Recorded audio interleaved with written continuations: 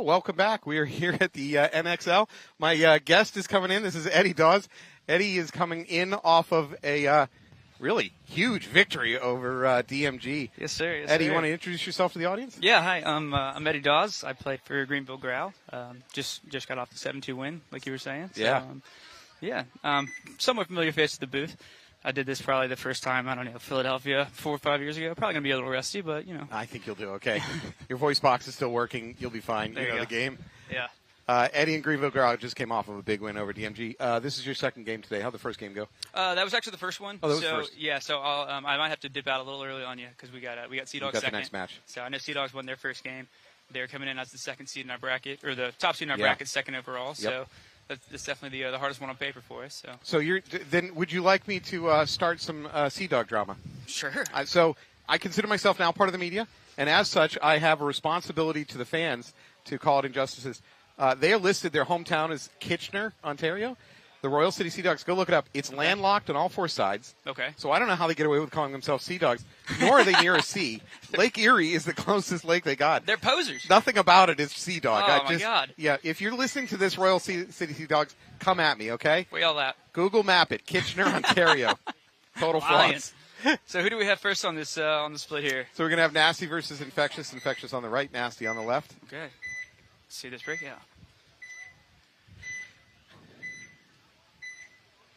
It looked like I have a snake corner over here. Nope, it's a pause and run. Okay. Into the snake immediately for Nasty. First thing I noticed is Infectious is playing this tower snake side off the break, and then flipping. Pushing up towards this two spot on the Dorito side as well, into both towers, and coming to the break in the middle. So Nasty loses their first player off that back middle, so it's 4-5.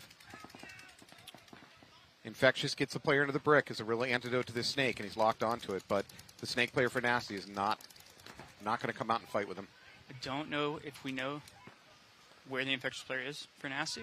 We might be able to get a drop on this guy and turn it back to 4-4. And we missed. Unfortunately, Malsum does a good job pushing the Nasty player back. He's about to get dunked. So the Infectious player decides to do it. No, it doesn't work. Nasty player still alive. Yeah. So what is it now, 4-4? It should be 4-4 at the moment. Okay. We are in very good position on the snake side here with Infectious. Player coming off, though, on the Dorito side for Nasty. Oh, and he catches him in the 50. And the snake. Here, Infectious saying kill 3. Yeah, and they're actually right. It's always tough to get your kill count right, so give them props on that. And it is a little difficult to see from this angle. That we're at. Don't have the high, tall booth that Matty does over there on the pro field. Malsum's going to wrap, blow up that can. Now he's going to blow up that brick, and that's it. There you go. Infectious score the first point. Malsum's got a little something on his butt pack. I think it's just rub, and I think the refs will agree with me. But I do believe Nasty had some roster switch-ups coming into this event. I was looking at a few of them going in, and it did look like they had some. I believe their owner, do you know the guy's name by any chance? Owner of Nasty, captain. He was actually on the Bears pro roster at layout time. For Infectious? No, on Nasty. Oh, on so, Nasty. but he did switch back over. He is playing this event with Nasty. I did confirm with Alan, but I did notice that he's at least on their radar for the Bears.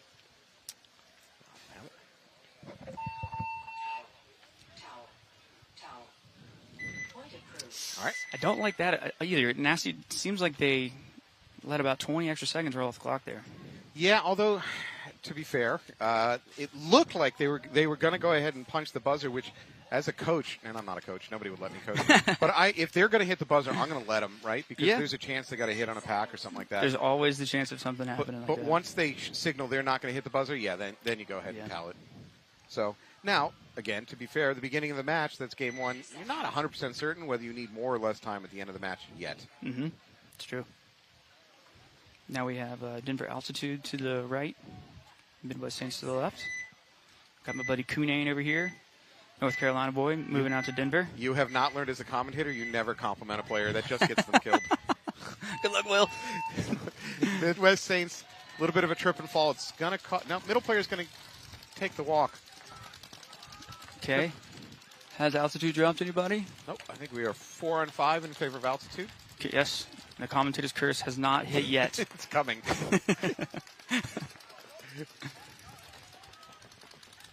right. Denver Altitude in a little bit better position to get into the snake, I believe. There's a lot of paint coming downhill on top of the Midwest Saint player trying to get into the snake. Seems like most teams are just like, I feel like the biggest debate is which way do we put this tower guy? I feel like if you put him on Dorito's side, obviously you give up him shooting the snake guy going in, and then vice versa. Well, as you say that, the Midwest Saint player in the tower takes a walk, and the mini wall takes a walk. And now we're just going to walk to the 50 snake and wrap. And again, they're getting the kill count correct. Ooh, lost a body there. Oh, God, that was awkward. Still gets the point. Still Nobody gets the saw close. that, right? I've also seen a lot of core samples today over here, specifically when players are jumping to what I'm calling the passing lane on the outside snake. I've seen a lot of core samples being taken. Yeah, once you get that body vertical, and it's got to come back down. Yeah, well, your instinct is to put your hands out, and in one hand you got a gun, and the barrel goes in. And yeah, I definitely saw a pretty nasty one on the snake side here on the left during our match. One of the DMG guys, field maintenance for the first 20 seconds at his point. Yeah, trying to get rid of a pile of dirt in his barrel. So here's the thing you can tell your coach. One of the things I'm not seeing yet is I'm not seeing teams, most of them, be aggressive enough when the snake is open to just crawl the whole length of the snake. Because these beams are such, there's a lot, except for that tower in the middle. Yeah. You can crawl the whole length of it if you don't have an opponent in there with you. Yeah, I do feel like teams are underutilizing the south side snake for sure. Yep. And it was pretty much that way during our layout practice last weekend as well. Clean breakout by both teams. Looks like we've got a bump up to D2 by Nasty over there on the right. Oh. Looks like they're crossing both towers on this Nasty side. Infectious sitting down a little bit. I'm also not seeing antsy feet that tells me a player's getting ready to make a move. So Infectious looks like they're satisfied to stay where they are for the moment, see if they can pick up a kill. Nasty does get all the way to that 50 Dorito. Yep. And they kill the tower. Immediately. The all-powerful tower. Now we're wrapping the 50 Dorito. Like the tower of Sauron in the middle there. All right, DMG player going to go hunting crossfield. That snake corner is probably at risk. Now Nasty's sliding up this snake. We are in the inside snake. I would like to see Nasty's 2 on the snake side. Maybe come out of this outside snake we've been talking about. Still 5-on-4. Advantage for Nasty. Huge advantage position-wise for Nasty. Absolutely. Both 50s. This is what I want to see more of. See number 10 over there for Nasty. He's dropping back, looking cross. I haven't seen a lot of that going on today, and there's definitely shots into the Dorito side you can take. Yeah, I know you can see the first can on the Dorito side if you back up far enough, as well as both towers. And Infectious does get out to the corner to try to pinch some bleeding here. But Nasty does pick him up. And that's it. There's really nothing stopping number 10 here from wrapping and doing a bunch of damage. Nor his 2 coming on the south side snake that we were talking about before this point. Mm-hmm. Yeah, he's just standing. That's some disrespect. And that's it. And that last Infectious Infectious player is going to take a walk. And then expect the towel. Well, actually, Infectious won the first point, so we'll be hitting a button here.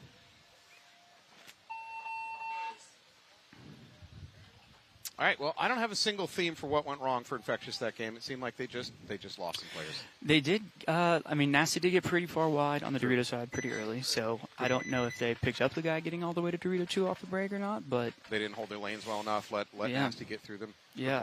And then that inside move is really nice also on that Dorito side. You get in the second Dorito, and instead of staying wide on the tape, you go inside of that wedge on the one that's more inset, and then kind of a free move up to the 50 from that point. And I believe that was the route that Nasty took that one. So one of the downfalls of this sport played at this level or at most tournament levels is that we don't get enough games in to fully statistically prove what team is better. You can have a great team, great players, great game plan, and one random-ass ball bouncing off a bunker, flying in out of left field, and suddenly your whole game plan is just shot. I do have to agree with you on that. And if we were playing 30 points against each other, then statistically it would bear out which is the better team. Maybe 2 20-minute halves, we'd find out who's the better team for sure. I mean, I still think generally the better team's going to win, but it's not a perfect statistical game. I do agree with that. Oh, we got Will Kunin actually playing this inside Dorito. Haven't seen a ton of that. He's shooting cross towards the snake side. Yeah, the inside Dorito has not been a popular choice. You can really wrap low on that and put some paint back at that tower that we keep talking about that's so powerful, and he cannot see it coming whatsoever. I'd like to see Kunan take that shot, especially since he's already in the snake on the other side, so I think Will's job is pretty much done shooting inside here. Still 5-on-5, though. For most of the D-side bumps, it feels like you have to wrap, look inside the tower or anything up the middle, and get gun dominance long enough to make your bump. Yeah, I do agree with that. I have seen some teams playing these snake bunkers inside, though, and as I say that, Saints drop a body here. Drop 2 bodies at the same time, also over on the Dorito side. I see that now. They aren't in an advantageous position over here on the 50. And pop up, shoot that tower. Oh, no, he popped at the wrong time. Oh, that's rough. Didn't even look like Denver knew where he was. I mean, that said, I think you have to assume the Snake 50 is pretty much hot at all times. Yeah. Even if you haven't heard your team call it, you better keep an eyeball on it. Yeah. It's so easy to get to. Not as deadly as 50 Snakes we've seen in the past, though. I don't think it's necessarily the monster that it is sometimes. Agreed. Yeah, we've talked about this before. I don't think that this Snake 50 is just an auto kill where you get a player there and just suddenly the field is wide open to you. That said, it's counterbalanced by the fact that it's not a hard 50 to get to. Right. Once you're in the Snake, you can pretty much just go. Yeah. There's a little bit of risk coming around this Snake 1, getting inside, getting into the Snake crawling lane. But once you're around that corner, it's pretty much a free crawl. Yeah, and even those inside shots we were talking about earlier, like if you back up like number 10 from NASA did last, I think their last point before this one, I mean, those shots aren't necessarily free on those. If they identify that you're there, if you're telling your buddies that he's in the 50 Snake, I'm not sure those are free kills either. So. Yeah, if you know it, you can be cautioned against it. 10 seconds. Scores 1-1 on this match. Looks like both teams having 2 people going on Dorito side. Close to 11 minutes on the clock. Nasty getting all the way to the center brick. Infextious dropping a body on their Dorito side. Looks like they're 2. It's 4-on-4. Nasty drops a body at the Snake side.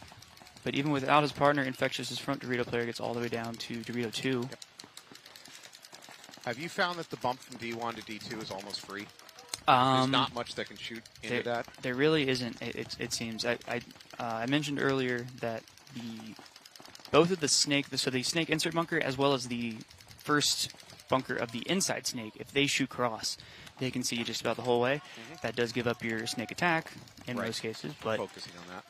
But if you're in a position where, or a game, a situation where you want to stop that Dorito side, it is not a bad choice. All right, neither team taking a lot of risks here. They're tied up 1-1. Still plenty of time on the clock. And just 4-4. like that, Infectious drops their tower player. That is going to free up Nasty's Dorito side. So I will say that Infectious has a guy in the Snake corner. He could drop it in the Snake, try to do some damage. He's going to have to get past that brick. Now, as I say that, Nasty counters by getting into the Snake themselves.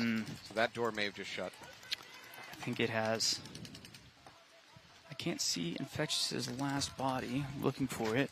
Like they say. Of Dorito. So we have the back center bunker, the Snake corner, and Dorito 2.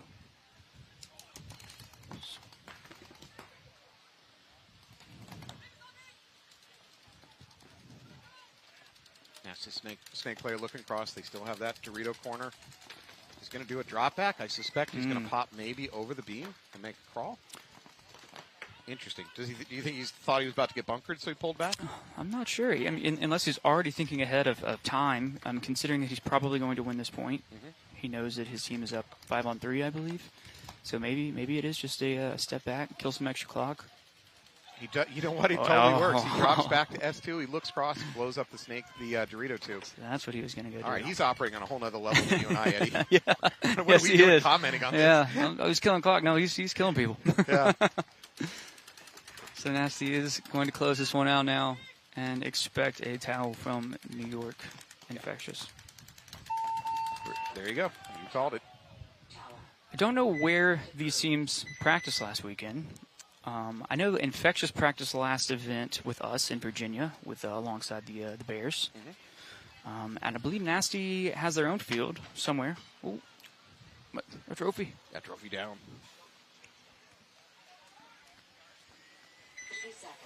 But I do know that both of them have access to to some really good practice opportunities. Obviously, being in that New York Extreme camp is super valuable. Yeah. That's a squad that goes back forever. Around 0 days, even before then. The Outlaws. We're going to a little bit of a quick timeout because they got to do some field maintenance, blow up bunkers.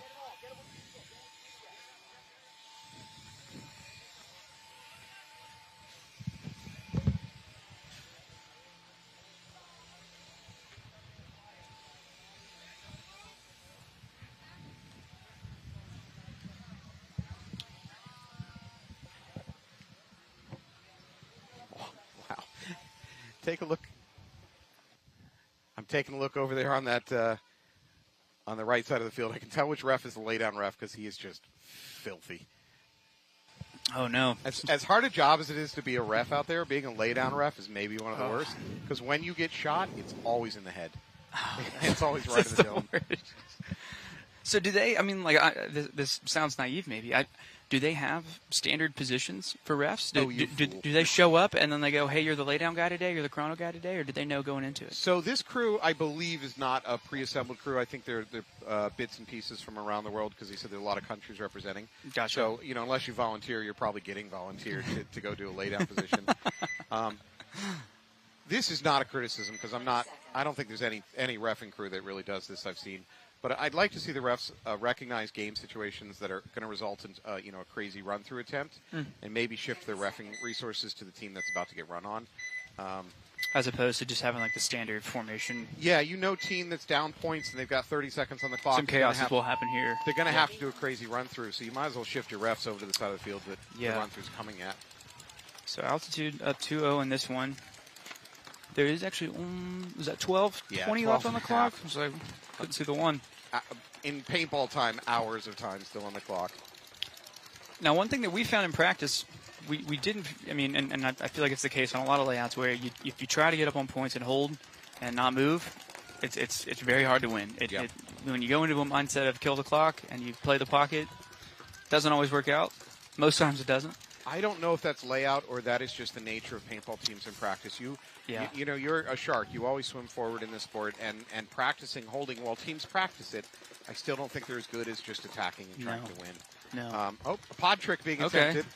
The Midwest Saints fling a pod at the other team's breath, hoping to bait them into coming and bunkering there. Got Jay Cutler in the center over here. The problem is, is he smoking a cigarette? The problem is that it was an empty pod, so there wasn't much impact force there. He wasn't willing to give up a full pod for that trick. You got to commit. Yeah. All right, Midwest Saints up the middle. Oh, we have a ref running in for altitude side. Never good. Altitude up 2-0. A little bit of a clock kill mode here. It's called clean. Okay. Commentator's curse still holding true for my buddy Kune. Yeah. So both teams seem to be playing this a little bit more conservatively.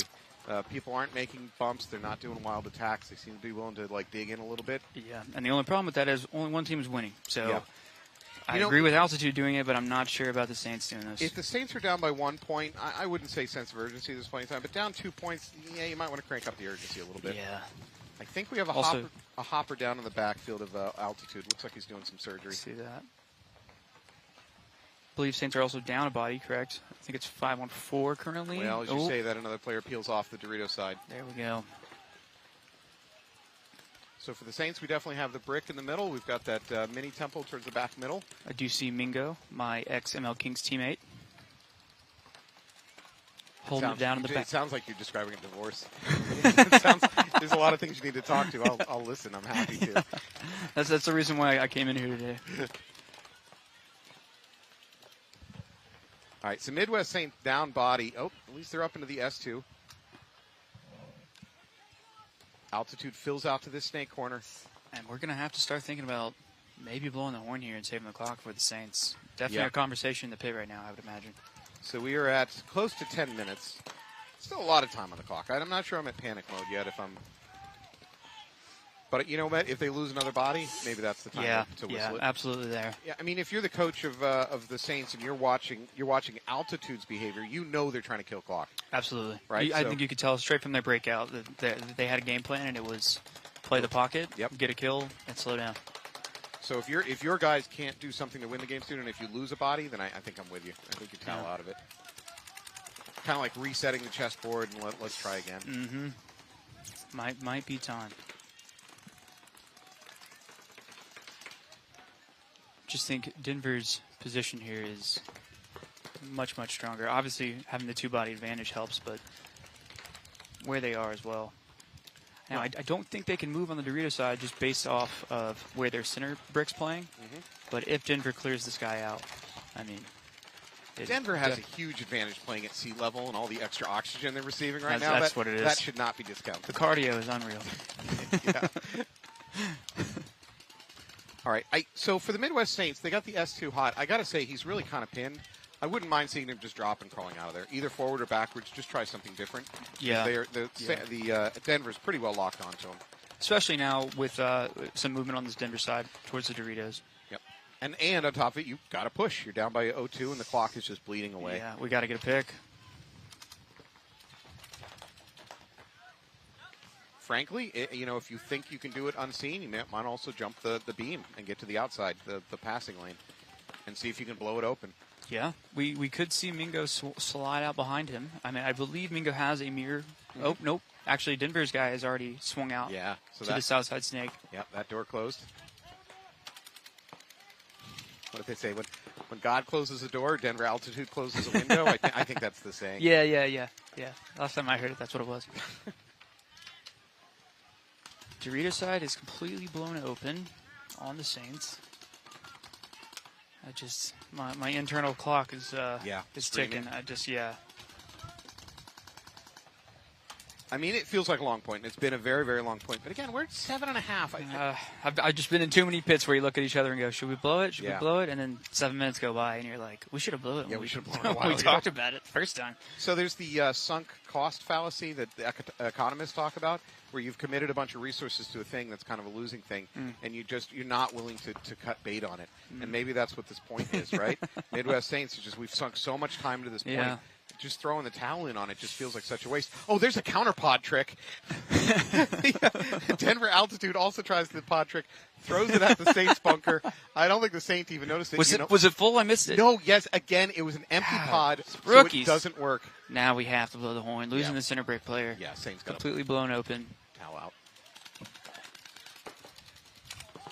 Okay, I'm going to hold a coaching clinic, and I'm going to get these players to learn how to throw full pods. I mean, This is just it's a real failure. I thought we were past this, guys, just as a whole league.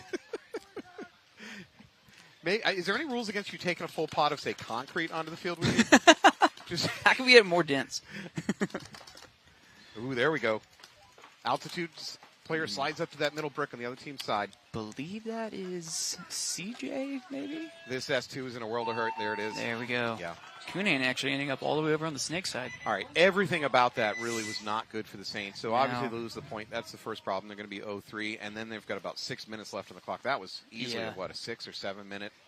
Yeah. What was the game clock left on that one? Did you see it by any chance? I believe it was around like 6:20 or 6:30 or something like that. Yeah. Again, they're not out of time. You can make 3 points up in 6 minutes. The problem is, obviously going down 3-0, running out of time, it affects everything. It's not just losing 3 points. It's now our breakout has to change. Now you're at a 3-2 pitch as opposed to a 3-0 or something. So chances are we have to go wide. A lot easier to shoot guys when they have to go wide in order to win. So. I have a friend, Adam Rand, who plays for Malicious Intent, and he did a lot of data diving, and he can tell you exactly what your percentage chances of winning when you're down by 1 point, 2 points, 3 points, and it is not good. Just exponential. Yeah. Nasty getting all the way out to the Dorito corner, as well as Infectious. Infectious is into the snake now. Okay. Slight advantage on this side then. So is Nasty, but... Well, the Infectious player holds up at S2. I think Nasty's going to bypass S2 and get right to the snake 50. Oh, and he'll never make it. Gets picked up. Now, we are in Dorito 1. Oh, and a minor comes out for Infectious. That is going to make it 3-on-4, if I'm not mistaken. Infectious doing a good job refilling out that Dorito corner there, trying to stabilize. This Infectious player at the 50, he needs to do a lot of damage quick. Yeah. Time's running out behind him. Definitely going to have to make something happen. That's where it's nice to have that too. That that buddy, that presence that just kind of reminds you of the game situation. Says, hey, we're down a body. So there is nothing over here on the snake side for Nasty. Again, if he really wanted to, he could drop and crawl, probably even all the way to their snake 1. Well, that's not going to happen. No, it's not. I think in order to make that call, you have to have a friend make it for you. Someone with more vision, someone with more information on the field than you. Before you just put your head in the dirt for 20 seconds crawling a beam to link to the field. Well, we got close to 7 minutes on the clock, so Infectious, unless something goes really right for them suddenly, is probably going to go down 1-3 to Nasty. I don't know if you're in towel situation. If you lose either one of these two corner players, you have to towel out. Yeah, and I did see a ref's hand go up a little bit ago, and that's it. Towel.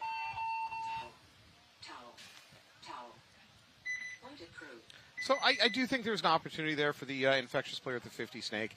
He could have done something. Frankly, the tower wasn't looking at him, and the tower's the only one with a really good look down inside of the snake.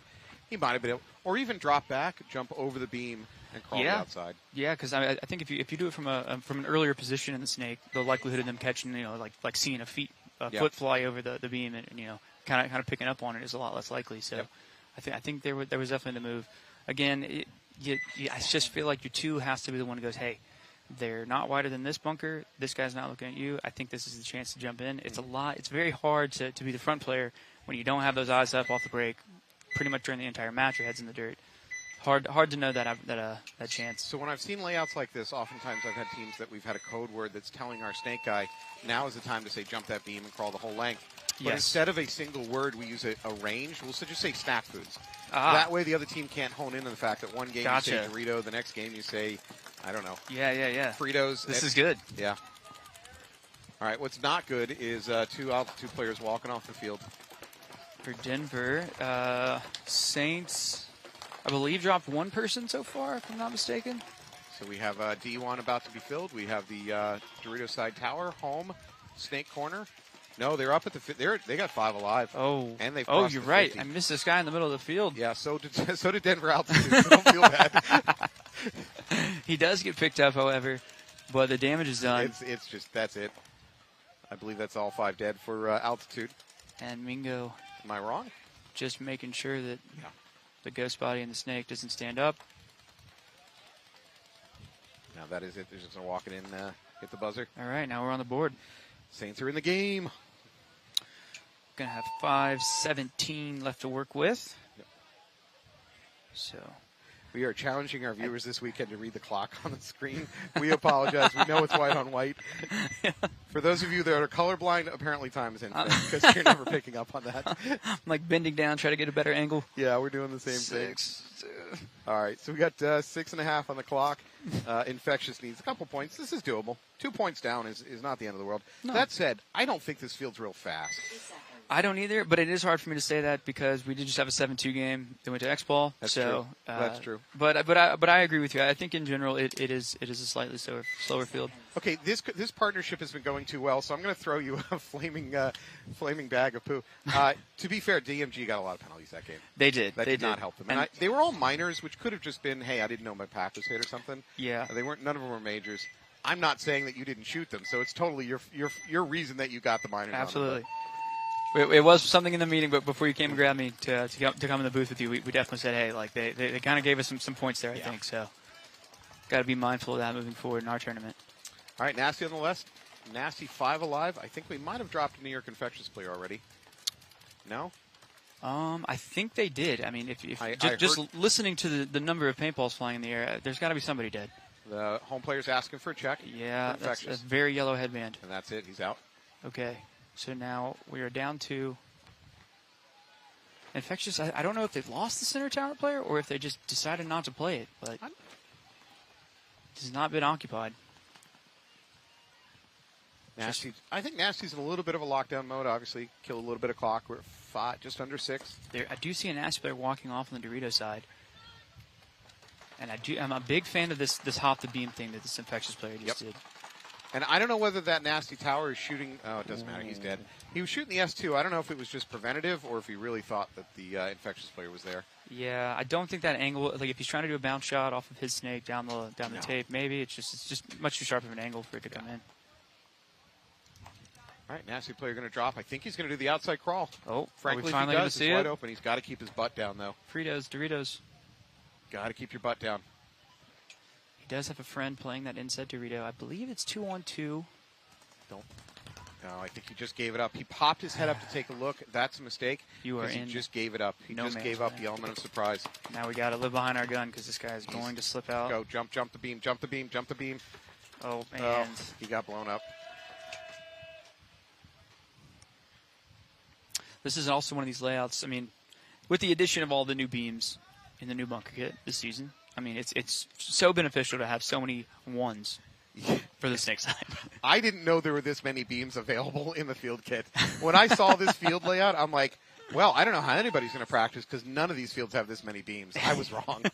So, actually, I'll pass this on to your team. What you should, your snake guys should be doing, they should be counting these beams and figuring out what beam equals what. Because if you're head down on this snake and you're crawling, the only signal you have is how many beams are in front of you to where you are in the snake. So it would behoove a snake player to go ahead and memorize what beam number equals S2 equals equals the S50. Yeah. Because otherwise you have to pop your head up to get that information. Yeah. Just like we saw there, that gives away your great sneaky move. Using just simple counting to as a reference point for yourself. I know paintball players are not good at math, or shapes or colors. We understand that. Right, yeah. We struggle. Yeah. Shoot gun, bang bang. So 3-1. Denver altitude. Got 5:17 on this game clock. We killed a lot of time. These last 2 points. Let's see how the Saints break out. I believe we have a hit. Nope, he checked himself. It must be a bounce. So number 57 is clean for Denver. Altitude in the middle. However, Altitude's going to lose their snake corner. Ooh. And also their back center player. So not good. So this guy in the center for Saints is going to have a field day, just like last point, I think. I don't know if he's really intending to play there or he kind of got caught transitioning. He was playing the outside of that brick over there for the Midwest Saints, and that's a weird place to play that brick. I don't think anybody's wide enough to stop him from going straight forward. But he does flip sides and goes towards the Dorito side. So and this is a chance for the Saints player to get in the snake. Absolutely. I think he can get gun dominance on that home and just there he goes, right in. And just like that, he does get bored and flips, and then misses the guy filling in, also gets shot by Kunane from the Dorito side. Saints filling that inset Dorito that we've been talking about is 3-on-4 currently, I believe. It looks like Altitude's happy to just sit on their guns. They're going to try to get some kills, which they've done. They've actually gotten a few kills just sitting there and being smart. But if they get one more pick out of these 4, it's going to be a pretty rough match for the Saints. Looks like we have 4 minutes now ticking down. On your screen right now, you're looking at the snake corner for Denver. Altitude, trying to stem the bleeding.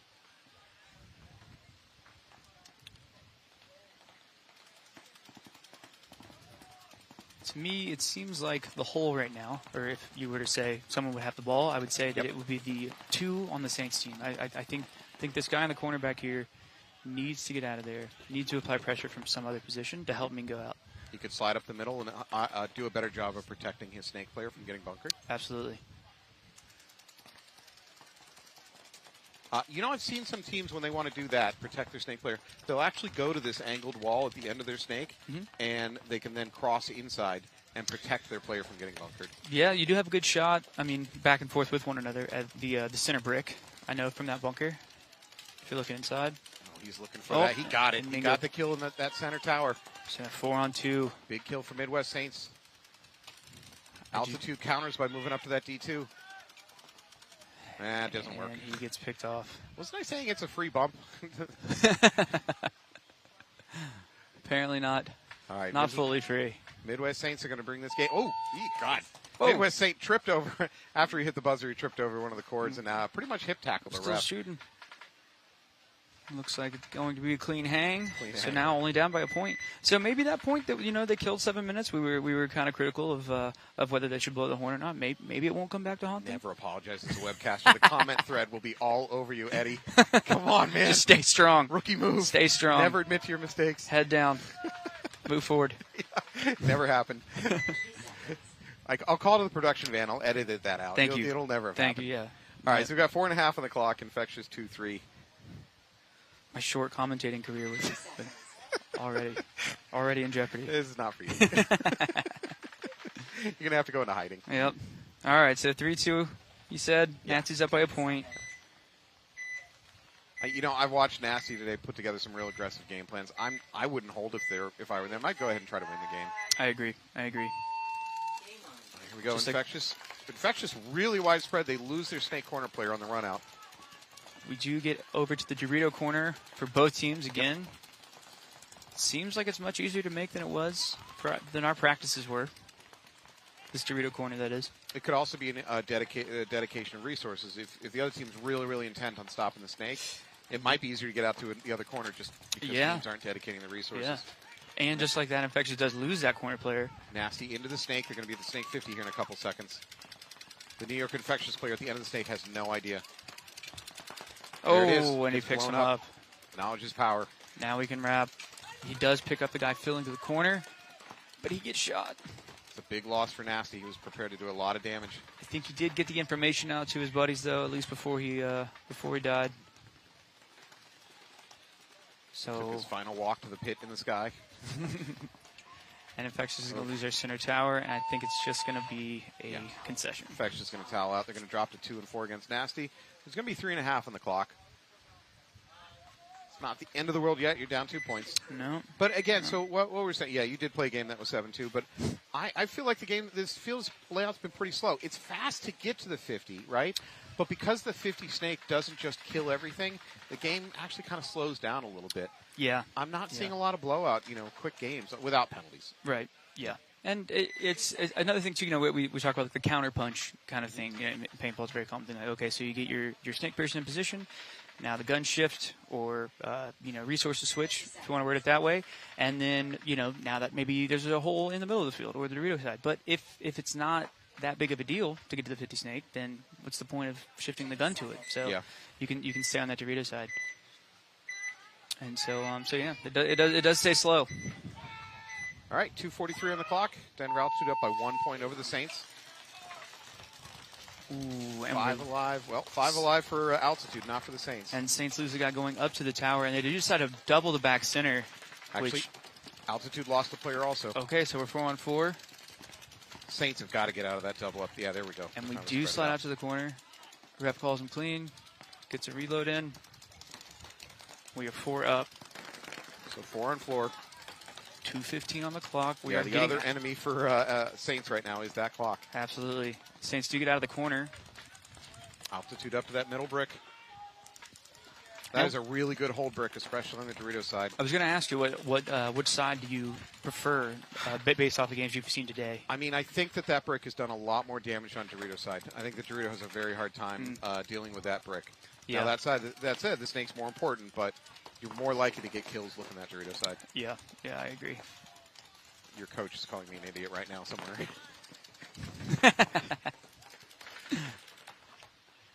I'm sure he's tuning in to make fun of every mistake I make. Yeah. Give me some hell later at the team house. Like, Eddie, you're doing great in the booth. Why don't you stay there for our next match? I don't think we need you on the field. Yeah. We just scout our game. All right, we are at 1:20. Yeah. The Saints need to put something together soon. I've got to see a sense of urgency. Doesn't mean run down the middle of the field to their death, but they've got to start. There we go. There's a bump to that Dorito 50. That's the sense of urgency we needed. And he misses his shot, and so they do pick him up. Middle brick's going to take a walk for Altitude, though. This is possible. 4-on-3 now in the Saints' advantage. We do hear the scoreboard. Yep. We're under 60 seconds. Any major is a game stopper. I do think Mingo gets bounced in the cap beanie. Compass is clean. Oh. And here we go. Big crawl. Get your butt pack down, sir. All right, Go, now go, will go. we go all the way to the end? We're at 37 seconds. Does he have the information on this guy right next to him? No one in altitude knows. There we First go. kill for that corner. And we rip Home it is apart. going to take a walk. The mini brick is going to take a walk. This is going to be a point. You're going to tie it up. close. Do you believe in miracles? Absolutely. 21 seconds. Okay. Beat the game clock. That is exactly on this field how you should be using that passing lane. That is, I agree. That is it to a T. Absolutely. Right? You just get a guy in there quick and go, go, go, go, go. As long as you have a 2 that is powering heads up with you, and you have a killer 2, I think is also probably pretty necessary just based off positioning. But man, we can see how much damage a person can do. That was an absolutely killer move. We've also seen some people successful by instead of going all the way to the end, they just use this little wedge. I guess you would call it like the S2 wedge. 40-ish. Yeah, little snake 2 wedge. You can pop up on the outside there and kind of use that as your bunker, but as long as they're not in the corner like they were. So absolutely true. My preference is go all the way because if you can get to that angled wing, you're in so much better protected position. Unless they know you're there, then they're going to bunker you out. Right, yeah. Always hard to die out of those wings. They're just so wide and squared off. And obviously, you have so many options for snapping out of them. Infectious playing the tower, shooting Dorito side, misses his shot going up though. So Nasty will get out to this Dorito corner. Clean breakout for both teams. 5 alive. Still doubled up at home over here for Infectious. Yeah, ref running in, checking this Nasty player who got into the snake. If he is clean, we're going to see him crawl to the 50. Infectious loses their center tower player. Nasty sliding out to the corner here. And this is our number 10 who likes to back up, check his shots. We're at 3 minutes. If Nasty can put another point on the board, this becomes a very unlikely game for Infectious to and pull out. Infectious loses their Dorito corner player. I think they're about to lose their tower over on the Dorito side too. And then now you have to start thinking about, run through. What about margin? That was an unsuccessful run through by Nasty. Okay. Nasty has taken the position that if we're up in points and we're up on time, let's go full send, I guess. No, you know what? Who did that last year? PB Fit was doing that again and again and again. Yeah. When they were up, and they should be the team sitting and just locking it down, they were sending attack waves Just right hammer to the down. middle. Well, and teams were not prepared for it. Well, you can't argue with their success from last season. No, they're so. doing okay. Yeah. They're doing okay for themselves. Those kids are going places. Yeah, I would Proud say of so.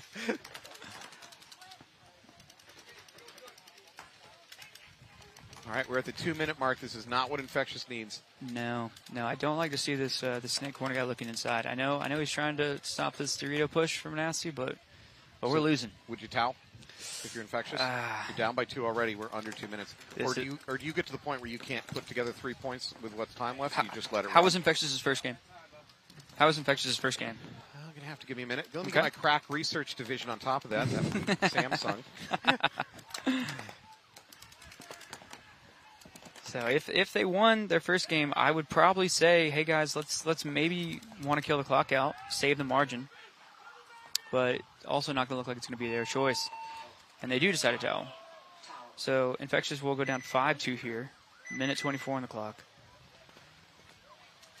So Nasty lost their first match against the newbies, 5-4. No dishonor in that.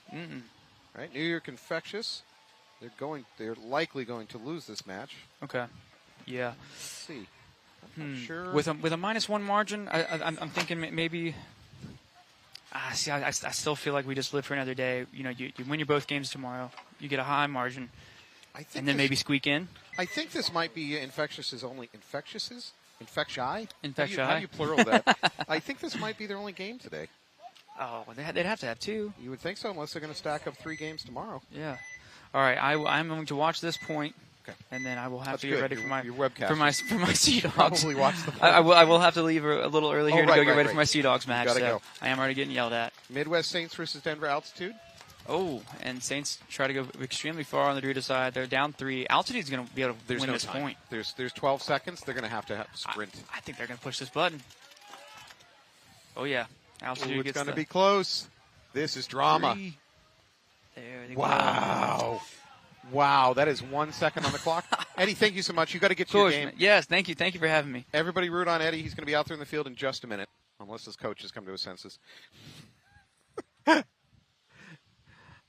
All right, thank you so much. So Midwest sends Denver altitude. Altitude's getting the check. It is clean with 1 second on the clock. Oh, my God. Wow. What a win. Even Saints, even Infectious kind of respects that. Actually, Saints, sorry. Wow.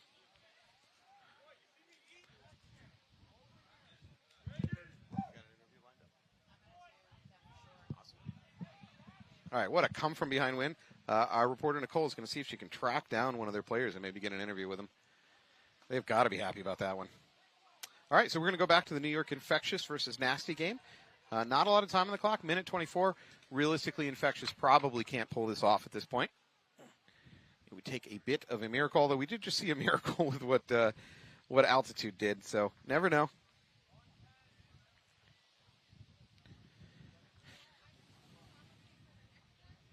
If I'm Infectious, if I'm Infectious' coach, probably just going to send him out on a relatively normal game plan.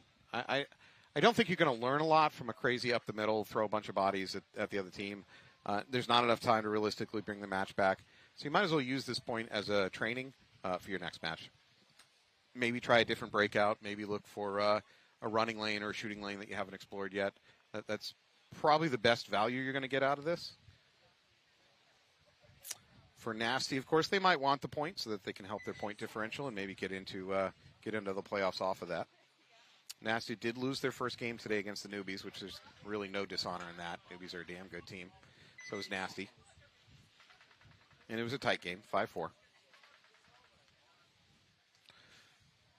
I see Ramirez out there for Nasty. Felina's. Listen again. Okay. Here we go. Well, let's find out what Infectious coach decides. Oh, their player going up the middle immediately gets domed. They had a crazy game plan. It's gone now. Oh, here it is.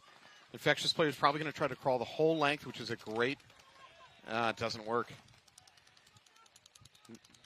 Nasty's going to try it themselves, though. They're going to try to crawl the length of the snake, pop up, do some damage. Nasty's definitely looking either to experiment or to get a big point differential to help them in the playoffs. Number 17 for Nasty. He's positioned to blow up whatever is left of Infectious. I think we just have that D1. That D1's getting swarmed, though. No. Number 17 for Nasty is like, I did so much work getting down here, and there's nothing to shoot. All right, well, New York Infectious is going to towel out of that. Frankly, 6-on-2. That's 6-2. That's probably most likely the best thing is just to save a player from a bunch of pain.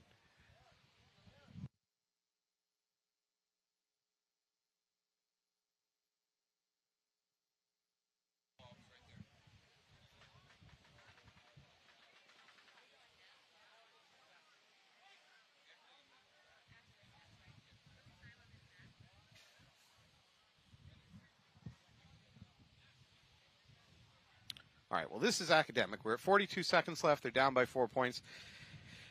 So maybe for Infectious, again, they should probably, if you're coaching this, you should probably just treat it as a little bit of training, maybe a little bit of learning the field, maybe checking out some shooting lanes you haven't tried before, because the match is certainly out of reach.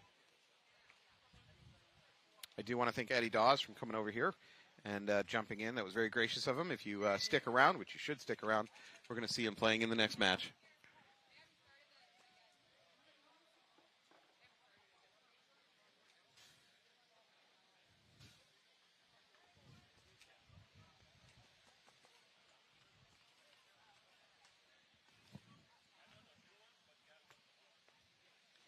Also take a moment to shout out to some of our sponsors. We haven't thanked them enough. Frankly, they're what's making this broadcast possible.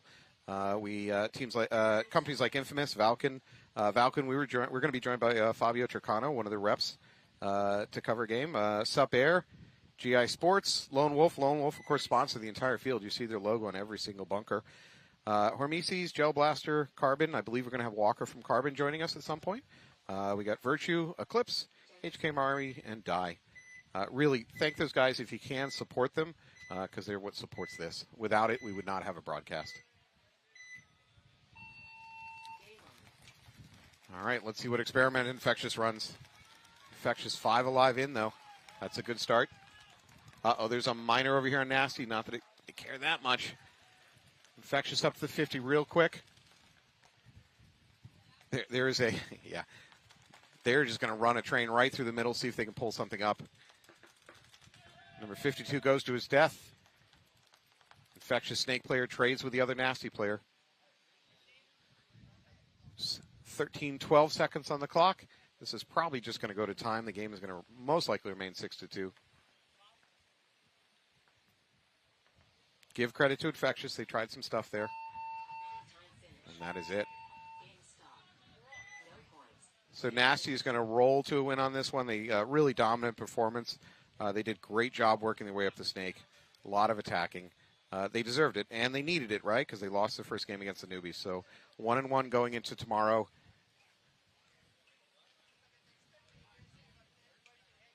They're back in the driver's seat. All right. So congratulations to Nasty. We're going to throw it over to Nicole, who has an interview with one of the Altitude players. Thank you. I'm Nicole. We're back here with Denver Altitude. I've got Dylan White with me here. So, I mean, you guys just had a crazy match. You had 21 seconds left on the clock. We're hitting the buzzer at 1 second. When you went into it, you guys are going into a tie. What was the thought process on getting into this point? Well, we were sort of playing for overtime. Our plan was to have heavy guns off the break. If we shot a couple of them, it's go time, like let's go. But if they also have heavy guns and kind of match that, our plan was to just play for overtime there. We got 2 kills right off the break. The players recognized it. They came down the field, and our snake player, Sammy Berry, just ran down on them. So did your opposing team, give you guys any unexpected challenges that you weren't prepared for? They actually made a really good adjustment. They started going a little bit shorter on the snake side, heavier guns, and they sent their snake player into our brick a couple times. Right. And we just weren't exactly ready for that with the game plans that we had. Exactly. And that's kind of how they came back. But then we adjusted. We started shooting their middle player, and that was a big thing on that final 21-second point, so we were able to shoot that guy. Right. So now we're going into Saturday. I know you guys lost your first one, but you've won this one. You have to go back, make adjustments, team dinner, all that jazz. What is your thought process going into Saturday, and what are you guys going to do to win it? Well, tomorrow we play DMG, Greenville Growl, 2 really good teams, and we're just going to go back home, scout them as best as we can on the Lone Wolf, YouTube, MLPB, and we'll just make some game plans. Well, I hope to see you tomorrow, and good luck. All right, thank you. And back to Belby. Thank you for that interview, and congratulations to Denver Altitude. That was a hell of a come-from-behind win. We're going to go to a break here in a minute, but when you come back, you're going to watch Newbies versus Battlezone.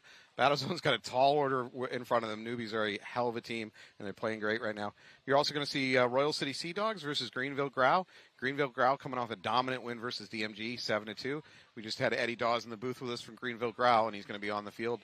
So stick around, and we'll see you in a few minutes for some more games. Thank you.